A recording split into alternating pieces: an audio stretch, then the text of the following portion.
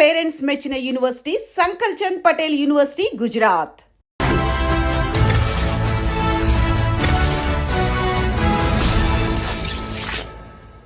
అందరికీ నమస్కారం. నేను Swaroopa Potlapalli. Welcome to I dream. Donald Trump America అధ్యక్షుడిగా రెండోసారి బాధ్యతలు చేపట్టిన తర్వాత తీసుకుంటున్న నిర్ణయాలు విదేశీయుల్లో గుబులు రేపుతున్నాయి. ప్రస్తుతం నాతో పాటు American studies expert Kanneganti Ramesh గారు ఉన్నారు. ఆయనతో మాట్లాడి వీసాలకు సంబంధించిన అనేక అప్డేట్స్ తెలుసుకుందాం. నమస్తే రమేష్ గారు. నమస్తే అండి. అనుకున్నట్టే అవుతోందండి. ఇంకా ట్రంప్ వచ్చాడంటే ఖచ్చితంగా వీసాల మీద అనేక రకాలైన డెసిషన్స్ తీసుకుంటారు అని అందరూ అనుకుంటూనే ఉన్నారు. ముఖ్యంగా H1B వీసాల మీద లాటరీ సిస్టమ్ ను బ్యాన్ చేయబోతున్నారు, ముఖ్యంగా రద్దు చేయబోతున్నారు అనే వార్తలు వస్తున్నాయి. మీ దగ్గర దీనికి సంబంధించి ఏమి ఇన్ఫర్మేషన్ ఉంది? H1B లాటరీ సిస్టమ్ని రద్దు చేయటం అనేది ఇప్పుడు జరగదు. Please be relaxed. కానీ there are 2 schools of thought. ఒక స్కూల్ ఆఫ్ థాట్ ఏమని చెప్తుందంటే, మెరిట్, అమెరికా అంటేనే merit based economy, meritorious talented highly skilled పీపుల్కి ఇవ్వాల్సిన H1B వర్క్ పర్మిట్ని మీరు అదేదో ఒక జోదం లాగా లాటరీ వేసి ఆ లాటరీలో ఎవరిది చిట్టు వస్తే వాళ్ళని తీసుకొని వాళ్ళకి పంపించడం ఏంటి? ఎగ్జాంపుల్ అండి, హార్వర్డ్ యూనివర్సిటీలో చదువుకున్నాను నేను. ఎగ్జాంపుల్, నిజంగా నేను స్టాన్ఫోర్డ్ యూనివర్సిటీలో చదువుకున్నాను. నేను ఆర్టిఫిషియల్ ఇంటెలిజెన్స్ ప్రోగ్రామ్ మీద మొన్న 2024లో స్టాన్ఫోర్డ్ యూనివర్సిటీలో చదువుకొని వచ్చా. నేనే అమెరికాకి H1B కోసం అప్లై చేస్తున్నా. కానీ నా టైం అవ్వక నా చిట్టు పికప్ అవ్వకుండా ఎవరో అమెరికాలో ఒక చిన్న యూనివర్సిటీలో అడ్మిషన్ వచ్చిన వాళ్ళ లాటరీ సిస్టంలో అక్కడ చదువుకొని వచ్చిన అబ్బాయిది వర్క్ చేయడానికి ఆయన చిట్టు పికప్ అయింది అనుకోండి. మరి నేను స్టాన్ఫోర్డ్లో చదువుకొని వచ్చాడు, అతను ఏదో చిన్న యూనివర్సిటీలో చదువుకొని వచ్చి ఇద్దరం వెళ్తుంది భుక్తి కోసమే. కానీ నా ఎడ్యుకేషనల్ క్వాలిఫికేషన్స్ అన్ని పక్కన పెట్టి ఆయనది పికప్ అయింది. అంటే నా మెరిట్ అసలు టెస్ట్ కాకుండానే, నా మెరిట్ జడ్జిమెంట్కి రాకుండానే, దాని పరిగణలోకి తీసుకోకుండానే ఏదో లాటరీ వేసి లాటరీలో చిట్టిస్తే ఎంత పెయిన్గా ఉంటుంది మేడం. ఇది ఒక స్కూల్ ఆఫ్ థాట్, ఒక section of society argument. It should be on merit basis, not on the lottery chit pickup basis. Second rung of people ఏం చెబుతున్నారంటే, వర్ణాలు, వర్గాలు, తరతమ భేదాలు, ఉన్నోళ్ళు లేనోళ్ళు, ఇవన్నీ మాకు సంబంధం లేదు. చిట్ ఎవరికి వస్తే వాళ్ళకి కూడా వదిలిపోయాయి. ఈజీ అవుద్ది. మేము అప్పుడు ఫెయిర్గా ఉన్నట్టు ఉంటుంది, జడ్జిమెంట్గా ఉన్నట్టు ఉంటుంది. అంటే we are not being judgemental, we are very fair and transparent. Whoever like chit gets picked up or lottery gets picked up, he or she will get the H1B permit. So ఇదే fair model అని కొంతమంది. So ఇటువేమో merit అని, ఇటువైపు ఏమో lottery based అని. చివరికి ఇప్పుడు 2025 హైదరాబాద్లో ఐ డ్రీమ్ స్టూడియోలో స్వరూప పొట్లపల్లి గారితో నేను కూర్చొని రమేష్ కన్నెగంటి మాట్లాడుతున్న ఈ తరుణంలో ఇప్పుడున్న రూల్ ఏంటి అంటే, చిట్టు ద్వారానే, లాటరీ ద్వారానే పికప్ అయ్యేదే H1Bకి వెళ్తుంది. కానీ ఇంకా అది రద్దు కాలేదు ఆ system. This is the fact. కానీ మనలాంటి వాళ్ళం మాట్లాడుకున్నప్పుడు ఖచ్చితంగా ఒక టాలెంట్ అనేది లక్ డిసైడ్ చేయకూడదు. అవును కదా. మరి ఇప్పుడు ఈ లాటరీ సిస్టమ్ తీసేస్తే మంచిదంటారా, తీయకపోతే మంచిదంటారా?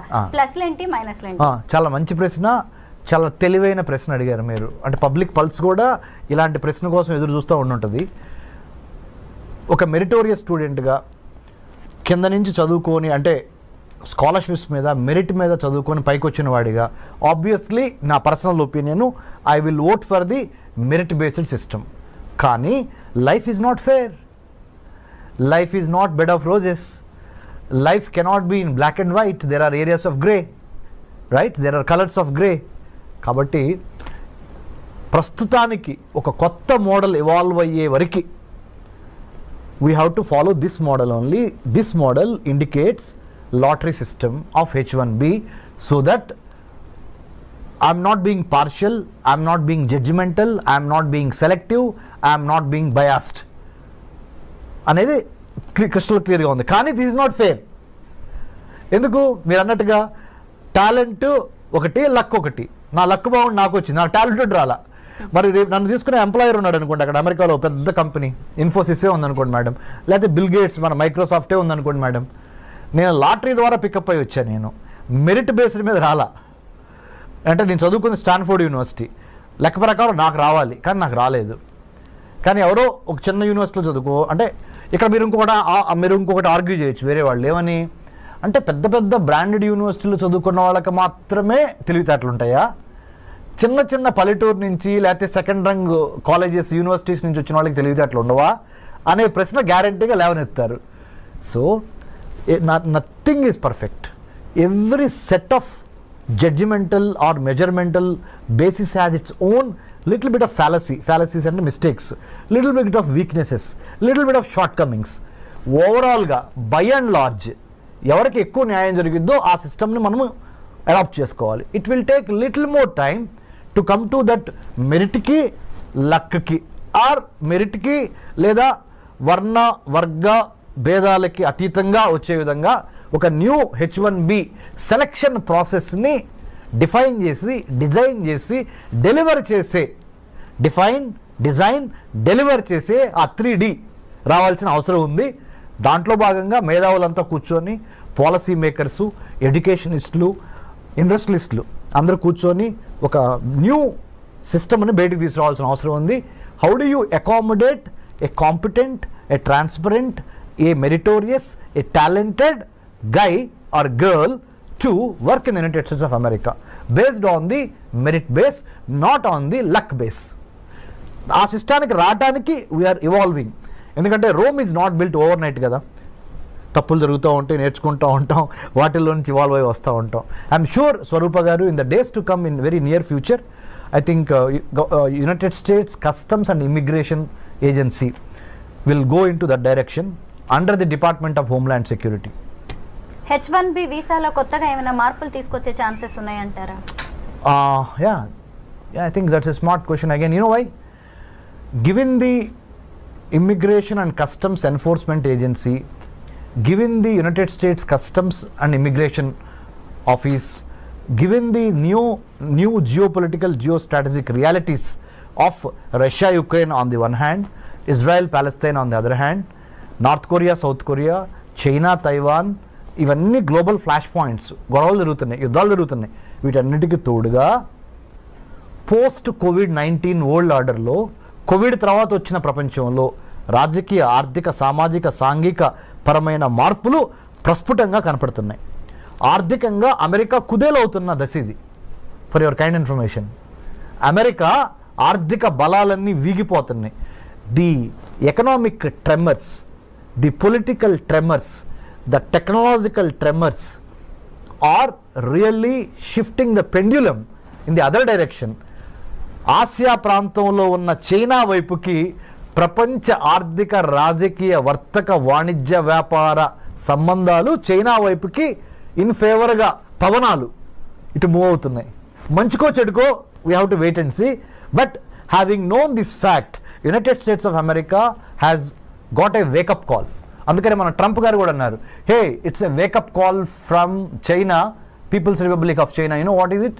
DeepSeek R1 అనే ఒక కొత్త AI మోడల్ని, చాట్ బాట్ ఇప్పుడు ఏదైతే ఉందో చాట్ GPT లాంటి ఒక మోడల్, కొన్ని $1 బిలియన్ ఖర్చు పెట్టి చాట్ GPTని మనం తయారు చేస్తే, అలాంటి దాన్ని DeepSeek R1 అనే ఒక మోడల్ని చైనా వాడు $5.5 మిలియన్ తయారు చేశాడు.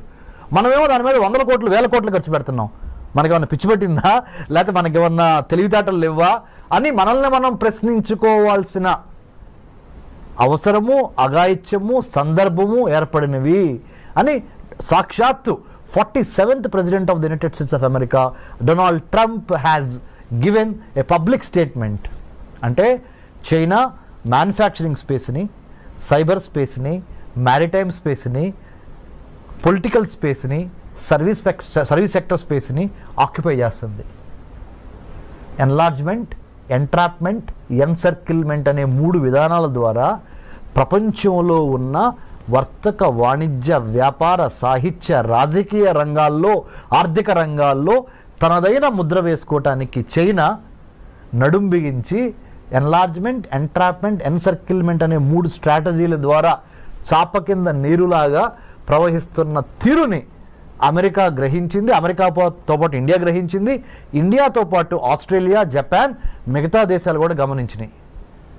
ఈ 4 దేశాల పేర్లు ఎందుకు ప్రస్ఫుటంగా ప్రస్తావించానంటే మేడం గారు, స్వరూప గారు, India, Australia, Japan, United states ఈ 4 కలిపి ఈ చైనాని ఎదుర్కోవటానికి క్వాడ్గా ఏర్పడింది. QUAD అంటే 4 చతురస్రాకారంలో ఈ 4 దేశాలు ఈ చైనా ఎదుర్కోవటం కోసం ఇందాక మీకు చెప్పాను spaces, manufacturing space, cyber space, maritime space, service sector space and political space, వీటిని కాపాడుకోవాలి దీని నుంచి, చైనా నుంచి అని ఈ 4 దేశాలు జతగట్టినాయి. వీటితో పాటుగా భారత్ అంటే వీటిలో ఒకటైన భారత్ ఇటు బ్రిక్స్ని మేనేజ్ చేయాలి. Brazil, Russia, India, China, South ఆఫ్రికాలోనూ భారత్ ఉంది. ఇటు క్వాడ్ అంటే Australia, Japan, India, United States, ఇక్కడ కూడా ఇండియా ఉంది, ఇక్కడ కూడా ఇండియా ఉంది. మరి వీళ్ళతోనూ వెళ్ళాలి, వీళ్ళతోనూ వెళ్ళాలి. ఇద్దరితో కలిసి వెళ్ళి తన యొక్క రాజ్య ప్రయోజనాల్ని ఎలా కాపాడుకోవాలనే రాజకీయ దౌత్యపరమైన చదరంగంలో భారత్ చాలా స్మార్ట్గా తన పావుల్ని కదపాలి. ఇంత దీనికి ఒక బ్యాక్గ్రౌండ్ ఉంది ప్రపంచ రాజకీయాల్లో. ఇప్పుడు జరుగుతున్న COVID-19 పరిణామం తర్వాత అమెరికా ఆర్థిక వ్యవస్థ కుప్పగూలిపోయి, అందుకనే let's make America great again అనే నినాదంతో ప్రెసిడెంట్ ట్రంప్ ఎందుకు అధికారంలోకి వచ్చాడు అంటే, ఉన్న వాళ్ళకి అమెరికా పౌరులకి ముందల విద్య, వైద్యం, ఆరోగ్యం, పర్యావరణం, వాళ్ళకి భద్రత, ఉపాధి ఇవ్వగలిగితే తర్వాత మిగిలింది ఏదన్నా ఉంటే ప్రపంచ దేశాలకు పంచిపెడతాము అనే ఒక బేసిక్ నాలెడ్జ్ నుంచి, బేసిక్ ఐడియాలజికల్ ప్రిమైజ్ నుంచి ఆయన let's make America great again అన్నాడు. అందుకని ఇండియాకి నిన్నగాక మొన్న $21 మిలియన్ రద్దు చేశారు US ఎయిడ్ నుంచి. ఇది ఇండియాలో ప్రజాస్వామ్యాన్ని పెంపొందించడానికి, ఎలక్షన్స్ని పెంపొందించడానికి $21 మిలియన్ శాంక్షన్ అయి ఉంటే దాన్ని రద్దు చేసేశారు Elon Musk, department of government efficiency, కొత్త డిపార్ట్మెంట్ వాళ్ళు. ఎందుకంటే ముందర మన దేశం గురించి మనం ఆలోచిద్దాం. అది అమెరికా, అది భారత్ కానీ, నేపాల్ కానీ, బంగ్లాదేశ్ కానీ, ఏ దేశమైనా మనకెందుకయ్యా, America first, let's make America great again అనే నిదానంతో ట్రంప్ ఉన్నాడు. కాబట్టి దీనికి ఎంత బ్యాక్గ్రౌండ్ ఉంది. ఐ డ్రీమ్ ద్వారా, మీ ద్వారా, you are such a senior journalist with so much of hard work that you have put in the capital of India and elsewhere in the country. So my humble appeal to I dream viewers is, అర్థం చేసుకోండి, America యొక్క ఆర్థిక వ్యవస్థ పరిస్థితి బాగోలేదు. China చాలా తెలివిగా, చాలా స్పీడ్గా, చాలా సర్ప్రైజ్ ఎలిమెంట్స్తో అమెరికాని కొట్టడానికి ఆర్థికంగా, రాజకీయంగా, సాంకేతిక పరంగా ప్రతి అంశంలోనూ, ప్రతి డిపార్ట్మెంట్లోనూ అమెరికాని శాసించే విధంగా చైనా ఎదుగుతున్నది.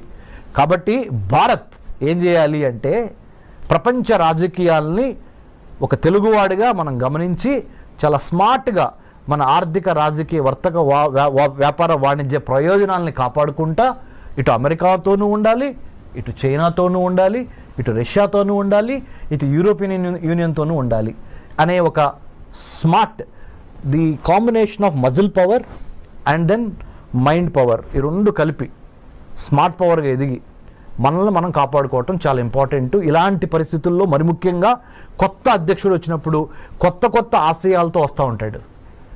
వాటిని అర్థం చేసుకొని దానికి అనుగుణంగా ప్రీ డిపార్చర్ ఓరియంటేషన్ అంటారు, PDO అంటే ఇక్కడి నుంచి వేరే దేశం వెళ్ళేటప్పుడు ఆ దేశం యొక్క చట్టం ఏంటి, న్యాయం ఏంటి, సంస్కృతి ఏంటి, సాహిత్యం ఏంటి, చరిత్ర ఏంటి అనేది అవగాహన లేకుండా ఏదో వీసా వచ్చేసింది కదా అని చంకలు కొట్టుకొని బొమ్మని మీరు ఫ్లైట్ ఎక్కి అక్కడ దిగంగానే వాడు చెప్పేది మీకు అర్థం కాదు, మీరు చెప్పేది అర్థం కాదు, మీరు అక్కడికి వెళ్ళిన తర్వాత భారతదేశంలో ఎలా ఉన్నామో అలా ఉందాం అనుకుంటే కుదరదు, తిరిగి మళ్ళీ డిపోర్టేషన్ అంటాడు, ఇంకోటి అంటాడు, H1B వర్క్ వీసాల గురించి మాట్లాడతాడు, F1 స్టూడెంట్ వీసాల గురించి మాట్లాడతాడు, ఆప్షనల్ ప్రాక్టికల్ ట్రైనింగ్ 20 గంటల మించి చేయకూడదు అంటాడు. అర్థం కాక ఏం చేయాలో అర్థం కాక ఇవన్నీ కాకుండా ప్రీ డిపార్చర్ ఓరియంటేషన్, PDO అంటే వేరే దేశంలోకి మన దేశం నుంచి వేరే దేశంలో కాలు పెట్టబోయే ముందల అక్కడ చేయవలసిన అంశాలు ఏంటి, చేయకూడని అంశాలు ఏంటి, అక్కడ రాజకీయం ఏంటి, చరిత్ర ఏంటి, సాహిత్యం ఏంటి, వర్తకం, వ్యాపారం, వాణిజ్యం అక్కడ ఎలా జరుగుతుంది అనే దాని మీద మినిమం కామన్ సెన్స్తో, మినిమం హోంవర్క్తో ప్లాన్, ప్రిపేర్, పర్స్పైర్, ఇన్స్పైర్ అనే విధంగా మనం అక్కడికి వెళ్తే మంచిది. 2025లో H1B వీసా రెన్యువల్ ప్రాసెస్ ఎలా ఉండబోతోంది? 2025లో ఏమైనా మారే ఛాన్సెస్ ఉన్నాయి? ఓకే, రెన్యువల్కి సంబంధించినంత వరకు గుడ్ న్యూస్. మంచి ప్రశ్న. అగైన్ ఎందుకు చెప్పనా, ఇప్పుడు వరకు 2024 మ్యాక్సిమం 2023, 2024 ప్రథమాంకం వరకు ద ఫస్ట్ పార్ట్ ఆఫ్ 2024 వరకు ఏంటి H1B వీసా రెన్యువల్ కావాలంటే మీరు ఉదాహరణ నా పేరు డాక్టర్ రమేష్ కన్నిగంటి, నేనే అనుకోండి, నేను అమెరికాలో సిలికాన్ వ్యాలీలో సియాటల్, శాన్ ఫ్రాన్సిస్కో, బే ఏరియాలో నేను లెట్సే మైక్రోసాఫ్ట్లో పనిచేస్తున్నా. H1B మీద నేను అమెరికా వెళ్ళి ఒక 3 ఏళ్ళు జాబ్ చేశా. మళ్ళీ నేను రెన్యువల్ చేయించుకోవాలి. అక్కడి నుంచి ఇండియా వచ్చి ఇండియాలో కొన్నాళ్ళు గడిపి మళ్ళీ I have to renew my H1B. దానికి సొంత దేశానికి తిరిగి రావాల్సి వచ్చేది. అప్పుడు నేను అక్కడ ఆ ఎంప్లాయర్కి నేను ఎంప్లాయీ, ఆయన ఎంప్లాయర్, నాకు ఉద్యోగం ఇచ్చిన ఆయన, నేను ఉద్యోగం చేస్తున్నానండి. మా ఇద్దరికి మధ్య కొంత కమ్యూనికేషన్ కావాలి. మళ్ళీ మీ ఇద్దరు అడ్జస్ట్ అవ్వాలి. నిన్నటి వరకు అక్కడ జాబ్ చేస్తా, ఒకేసారి మళ్ళీ ఇండియా వచ్చి ఇండియాలో మళ్ళీ ఫుడ్, క్లైమేట్ ఇవన్నీ అడ్జస్ట్ అయ్యి మళ్ళీ ఇక్కడి నుంచి మళ్ళీ అదే జాబ్కి వెళ్ళేటప్పటికి కొంత టైం పట్టేది. సో ఇదంతా ఎందుకు టైం వేస్ట్ బ్యాచ్ అని ప్రధానమంత్రి మోడీ గారు ఎప్పటి నుంచో అమెరికన్ ప్రెసిడెంట్ బైడెన్ని అడిగారు, ఇప్పుడు ట్రంప్ గారిని మొన్న కూడా అడిగారు, మీరు H1B రెన్యువల్ అమెరికాలోనే ఉండి మా భారతీయులకి రెన్యూ చేసుకునే అవకాశం ఇవ్వండి అనగానే వాళ్ళు ఒప్పుకున్నారు. ఇప్పుడు now they are going to give us the chance to renew our H1B by being in the United States of America. You don't need to come back to India.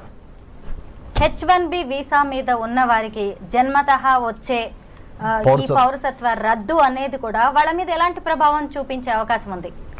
అంటే H1Bని ఒక్క నిమిషం పక్కన పెడితే స్వరూప గారు, మొన్నటి వరకు 1789